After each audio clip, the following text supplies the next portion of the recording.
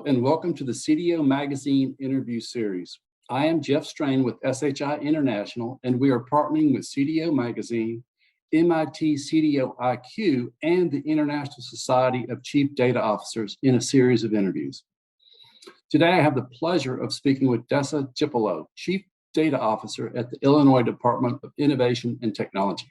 Good morning, Jeff. Thank you for having me, and thank you, CDO Magazine, for having me. Talk about, if you would, the key components of your data strategy and a little bit about maybe your roadmap. Yeah, so I mentioned that I have data literacy as a key component to my roadmap. So we don't need to talk more about that, but it's really a four-pronged approach. So we've got data literacy and then standardizing these data analytics platforms and technologies. And I want to be very clear, there is no application to rule them all. In my ideal world, that would be what happens, but we don't. We know that our customers, our agency partners, they have different needs. And so they have different applications that have different functionality, front ends that people are interacting, state employees are interacting with on a regular basis. And so what we're focusing on for that standardization is more on the back end. So when we think about enterprise visualization platforms, this cuts costs, this also helps with training. So there's one place to go, or maybe two tools that you use to do your data viz work. When it comes to data management and data governance, these are the types of platforms, tools, technologies that we're looking to standardize. It's easier to train, it saves money.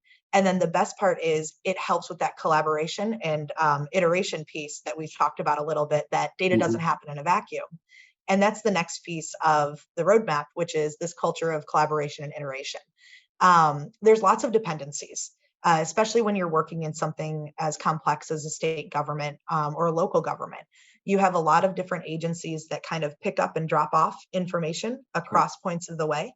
And so you need to be able to understand what that data lineage is, how that data is created, how it's consumed. So when you're working with agencies to build that foundation of data management and leveling up to deep analytics, then we have the baseline of understanding the data is already curated.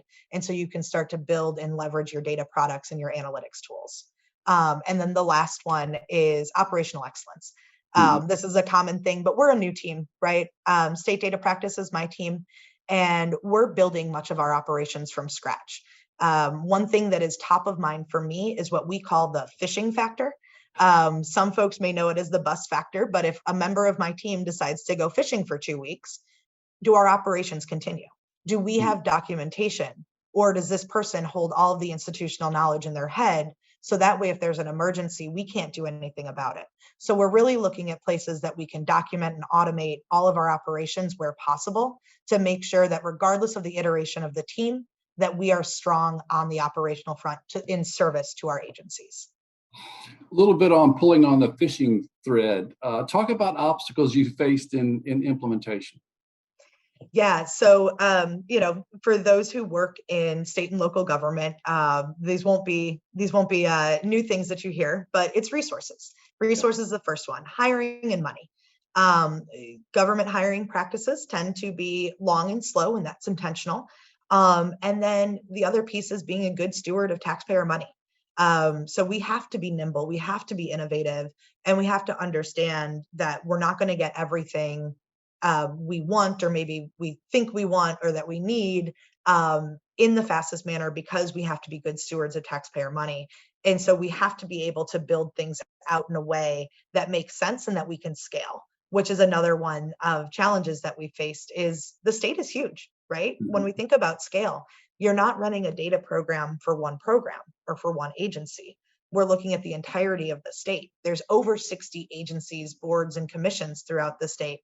So we have to have a strategy and an implementation plan that hits for all of those different stakeholders and all of their different needs, using data that is very different, right? We've got different types of data, we've got different use cases. So we have to think of the scale, start small, build out. And then the last one is just the different levels of data maturity. Some of our agencies are off and running, right? They're doing deep analytics, they're leveraging AI, they're leveraging ML, they're leveraging, some of these predictive analytics tools. And then some are just starting. And so my goal is really to get everybody dancing on the same downbeat when we're on this data journey. I don't care if we're all dancing the same dance right now. Let's just get on the same downbeat so we have these strong foundations that we can grow together. That's excellent. Talk a little bit about projects you have in the state of Illinois and how you feel that they're going to change the residents, your constituents' lives. Yeah, so, when I think of DoIT, the Department of Innovation and Technology, we've got these 5 foundational pillars, which are our main focus areas. We've got architecture and governance, which is maximizing interoperability via service-oriented architecture and creation of roadmaps, right? So this is the vision, the strategic planning arm. Okay. And then we've got our service management. So that's around creating best practices for how we administer and maintain technology. And last year, DoIT marked a major milestone in the journey as a service delivery organization and leader with the launch of a new tool called ServiceNow. The implementation of this tool ended the era of using an older tool, Remedy, for provisioning services and processing tickets through the service desk. All these back office functions now converge to deliver this best service delivery model that we can. So that was a really exciting big win. And again, IT is back of the house oftentimes. You don't think about us until something's broken. And so having this operational piece is huge. On standardization and modernization, another big push for governments, especially state and local, is how are we modernizing our technologies and our back end? Folks are still on mainframes, mid-ranges. How do we get them out of that into some of these more modern tools? A big win there was our ERP program. And that has been going on for a few years, and they keep hitting milestones. I think they put out a milestone every other month at this point, which is very exciting from the data perspective, because we're starting to see all this information coalesce in one easy to use back-end tool. Anyway, we talked about data management, and then the last one is information security. We all know that security is a big area when it comes to government, and any organization that handles information. So DoIT maintains the infrastructure and supports service delivery to the residents of Illinois. And our tech teams are constantly modernizing and adapting, leveraging our best practices from our security team. Our CISO is amazing and is really good at taking a lot of these complex subjects and breaking them down into bite-sized pieces to work with our partner agencies and also the organization as a whole to protect and maintain that level of protection on our data assets and our information assets. Very interesting. I mean, ServiceNow and then the ERP are incredibly, required assets that need to be ironed out. Talk, if you would, about where you see this program and actually all these activities going, the future, 5, 10 years out. So, what my hope is, and this is coming from the chief data officer, so a little bit different perspective than I think some of IT areas, is I really hope to see a bigger push for data governance and data management. We're coming late to the game of tech modernization. It kind of went tech modernization, security, and now data is one of the big buzzwords for it. And so what I'm hoping is to see more CDOs, more data teams, more data leadership at the state and local level within government. I'm also hoping to see more of these data products that are focused on service delivery. We serve residents of the state of Illinois, right? That is who our customers are at the end of the day. And so we want to make sure that the services that they are getting are the services that are timely, that make sense, that are helping them. And so we need to be more collaborative. And some of that means more collaboration within the state. It also means cross-jurisdictional collaboration, right? Working with our municipal partners, working with our county partners on data sharing, on creating data products, that there's a throughput from the city, the county, and the state level. So regardless of where a member of the public goes, they're getting the same look and feel with their user experience, but also the information that they need is there and it makes sense. And that's a huge statement that you said, from city to county to state. That is a very large project. Last question, and this is a personal question. What are you most interested in seeing in the future?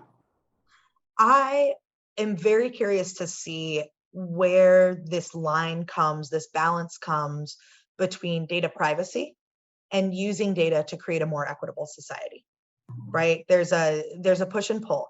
We want to make sure that resident data is protected, and we want to make sure that residents, and look, I'm a resident of the state, that my information is being used appropriately. and I don't necessarily want to give all my information. At the same time, I want to make sure the services that we provide are being provided in an equitable manner, that we're looking at disinvested communities and we're making changes using a data-informed approach to say, okay, this is what's happened in the past. How can we level the playing field? And then, another thing that I'm really interested in seeing is more of a focus on ethics when it comes to data. This goes hand in hand to me with equity. Is if we want to be good stewards of data, we need to think about the impact. We need to think about who's carrying the burden and who's going to benefit from the work that we're doing in the back end of the house. A lot of data practitioners, and this is a little bit controversial, are policymakers. They're de facto policymakers because the decisions that they are making when creating their algorithms or their data products, that has implications of how that data is going to be used, how it's going to be consumed. And so I would love to see more conversations around data ethics and the uses of data to, again, create that more equitable society, but not be overly burdensome on communities who have already been disinvested in or taken the brunt of some of these poor policies historically. Very cool. Incredibly thoughtful answer. That's really exciting. I want to thank you. This has been an incredibly interesting interview, and thank you for joining me today. Please visit cdomagazine.tech for additional interviews. Thanks again, Dessa. Thank you.